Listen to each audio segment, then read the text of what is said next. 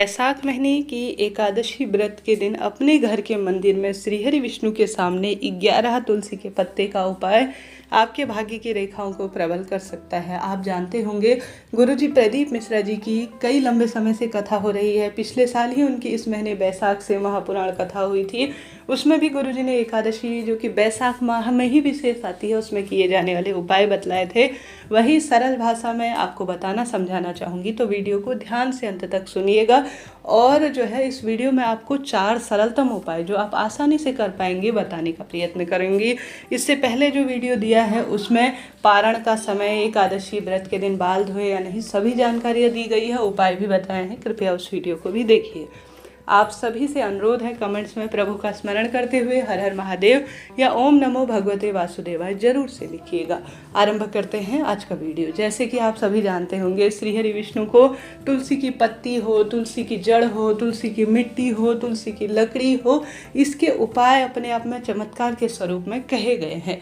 अपने घर पर बड़ी कड़ी धूप है, बाहर जा नहीं सकते, कोई दिक्कत की बात नहीं है। आप सभी जानते होंगे एकादशी अर्थात हर महीने आने वाला 11वां दिन अपने आप में चमत्कार के स्वरूप में होता है। कृष्ण पक्ष और शुक्ल पक्ष दोनों में एकादशी आती है। ऐसे में जो भक्त पूर्ण रूप से इस महीने कुछ नहीं कर पाते हैं, वह सिर्फ इस एकादशी को भी कर लेते हैं ना, तो वह श्रीहरि विष्णु की कृपा के पात्र होते हैं। तो आपको 11 तुलसी के पत्ते लेने हैं, पूर्ण रूप से साफ सुथरे। देखिए कटे फटे टूटे फूटे न हो, इस बात का ध्यान रखते हुए 11 तुलसी के पत्ते ले लीजिए और उनमें लगा लीजिए हल्दी। हल्दी आप जानते होंगे माँ लक्ष्मी स्वरूप में जानी जाती है और शुभता के रूप में कही गई है। तुलसी के पत्ते एक थाली में रखकर ओम नमो भगवते वासुदेवाय या ओम श्री विष्णवे नमः इस सरल से महामंत्र का जाप करते हुए गुरुजी कहते हैं हरिहर का स्मरण करते हुए आप सभी को आवश्यक रूप से अपनी अनामिका उंगली अर्थात रिंग फिंगर से आवश्यक रूप से तुलसी के पत्ते में हल्दी की टिक्की लगानी है, अपनी मनोकामना कह के। ठीक है जी, अपनी मनोकामना कहें, हरिहर का स्मरण करें और मंत्रों का स्मरण करें, ध्यान करें। उसके बाद जो 11 तुलसी के पत्ते लिए हैं उनमें हल्दी का आप तिलक स्वरूप में भी लगा सकते हैं, बिंदी स्वरूप में भी लगा सकते हैं, इच्छा आपकी है, आप लगा लीजिए। विधि विधान से श्रीहरि विष्णु की पूजा हो जाने के बाद आप सभी ने दीप लगा लेना है। श्रीहरि विष्णु का सुंदर चंदन से श्रृंगार करना है। इन दिनों ठंडे पानी से विशेष उनको जो है उनकी प्रतिमा फोटो का एक विशेष जो है आप सभी को, जैसे आप अपने लिए ठंडी के हिसाब से, जैसे इस मौसम में गर्मी के हिसाब से ठंडक चीज़ों को भोग लगाते हैं, ग्रहण करवाते हैं, ठीक यही प्रक्रिया आपको भगवान जी के निमित्त भी करनी है। लड्डू गोपाल स्वरूप हो या राधा कृष्णा की फोटो प्रतिमा हो या श्रीहरि विष्णु की प्रतिमा फोटो हो, उनके सामने आपको संपूर्ण कार्य करने के बाद दीपक लगाने के पश्चात इन 11 तुलसी के पत्तों को जिसमें आपने हल्दी लगा रखी है अपनी मनोकामना कहते हुए उन्हें जो है समर्पित कर देना है श्रीहरि विष्णु के चरणों में।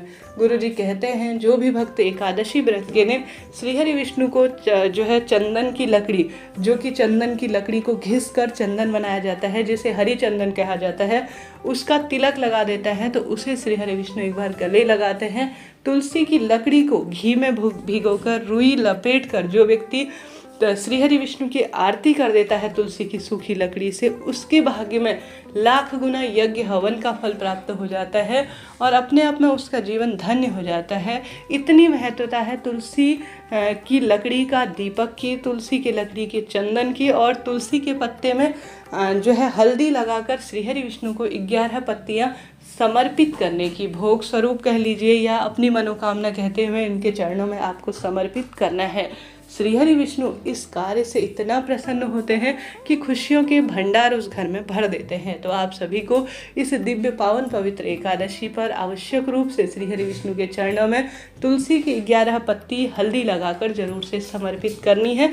अपनी मनोकामना कहकर दुख तकलीफ संकट पीड़ा का भान करवाकर आपके जीवन में जो भी पीड़ा है, जो भी कष्ट है, तकलीफ है, तुरंत मिटेगी। इस बात का आप जो है लिखकर गारंटी ले लीजिए, कार्य होगा। विश्वास करेंगे तो वहाँ मेरे महादेव होंगे, वहाँ मेरे श्रीहरि विष्णु होंगे। तो यह बात हो गई प्रथम उपाय की। बाद में इन तुलसी के पत्तों का हमें क्या करना चाहिए, इस बारे में प्रश्न आते हैं। तो इन तुलसी के पत्तों को आप जो है विशेष तौर पर भगवान जी को भोग लगाने के बाद, सब काम हो जाने के बाद द्वादशी तिथि में किसी पवित्र नदी में प्रवाहित कर सकते हैं, या अपने फूल पत्तियां जहाँ निर्माल्य स्वरूप में रखते हैं आप उसे जो है प्रवाहित कर सकते हैं, रख सकते हैं, या आप प्रसाद स्वरूप भी इसे ग्रहण कर सकते हैं, कोई दिक्कत की बात नहीं है। तो प्रथम में तो आप सभी को यह उपाय करना है। दूसरा, आप सभी को अपनी रोग मुक्ति के लिए इस दिन तुलसी का एक विशेष उपाय करना चाहिए। गुरुजी कहते हैं बैसाख महीने की जो एकादशी है वह अपने आप में रोग मुक्ति के लिए भी जानी जाती है, सांसारिक पीड़ाओं से मुक्ति के लिए भी कही गई है। आप सभी को आवश्यक रूप से अपने घर पर रखी हुई शंख में आपको कच्चा दूध भरना है। गौ माता का दूध हो तो अत्यधिक शुभ है। उसमें आपको तुलसी की पत्ती डालनी है। तुलसी की पत्ती कोई निर्धारित संख्या नहीं है, आप 11, 21 जितनी ही है उतनी तुलसी की पत्ती ले लीजिए, शंख में डाल दीजिए और कच्चा दूध भर लीजिए।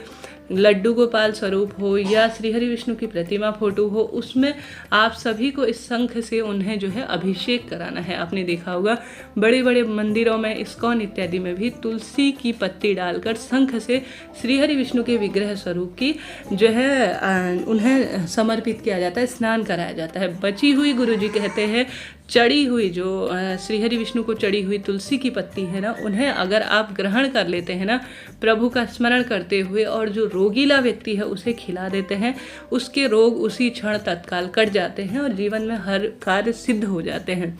तो आप सभी को प्रयत्न करना है कि इस पावन पवित्र एकादशी के दिन या तो प्रथम वाला उपाय करें या यह दूसरा वाला उपाय करें, इच्छा आपकी है, परंतु आपको करने का प्रयत्न करना है। तो हमने बात कर ली 2 सरल उपाय की, बढ़ते हैं तीसरे सरल से उपाय की। यह उपाय चमत्कार के स्वरूप में कहा गया है, जिसमें गुरुजी कहते हैं एकादशी व्रत के दिन आप मेरे स्वयंभू को जल चढ़ाएंगे ना, तो आप सभी जल के लोटे में साधारण सरल तरीके से ले जाएं। संभव हो तो ठंडा पानी, जैसे मटके में रखा हुआ पानी, या मटका नहीं है तो एक मिट्टी का दीपक ही होता है वह ले लीजिए। उसमें पानी भरकर आपको जल के लोटे में डालना है और उस जल के लोटे को आप स्वधा स्वधा स्वधा स्वधा माता देवी पार्वती की नानी जी कही गई है, जो कि पितरों की देवी मानी जाती है। अगर स्वधा स्वधा स्वधा कहते हुए आप ठंडा पानी शिवलिंग पर, अर्थात मिट्टी के जल का पात्र शिवलिंग पर चढ़ा देते हैं ना, तो आपके जीवन की विपदा, दुख, तकलीफ, कष्ट, संकट, पीड़ा का निदान हो जाता है और खुशियां परिवार में बनी रहती हैं। तो आप सभी को कोशिश करना है कि गौ माता को अगर रोटी खिलाते हैं एकादशी, दशमी और द्वादशी तिथि के दिन, तो अपने पितरों का स्मरण करें और सोमक पित्र का भी नाम जरूर से लें। गरुड़ पुराण में भी इसका वर्णन मिलता है कि सोमक पित्र का नाम लेकर जो एकादशी और दशमी तिथि और द्वादशी तिथि के दिन रोटी खिला देता है ना, उसका दुर्भाग्य दूर हो जाता है, उसके कष्ट मिट जाते हैं, तकलीफ मिटती है और सदा सर्वदा खुशियों के उसके परिवार में भंडार भर जाते हैं। तो आप सभी को सोमक पित्र का नाम लेकर गौ माता को रोटी खिलानी है, तुलसी का उपाय करना है और साथ के साथ स्वधा माता का भी उपाय करने का प्रयत्न करना है। इन उपायों में कोई समय पैसा तो लगना है नहीं जी, आप वैशाख माह का पूरा फल प्राप्त कर सकते हैं जब चलते फिरते इन उपायों को आप कर लेंगे। तो इस तरह से यह जानकारी थी। वीडियो उपयोगी रहते हैं तो लाइक करें, शेयर करें, सब्सक्राइब करें। हर हर महादेव लिखना ना भूलें।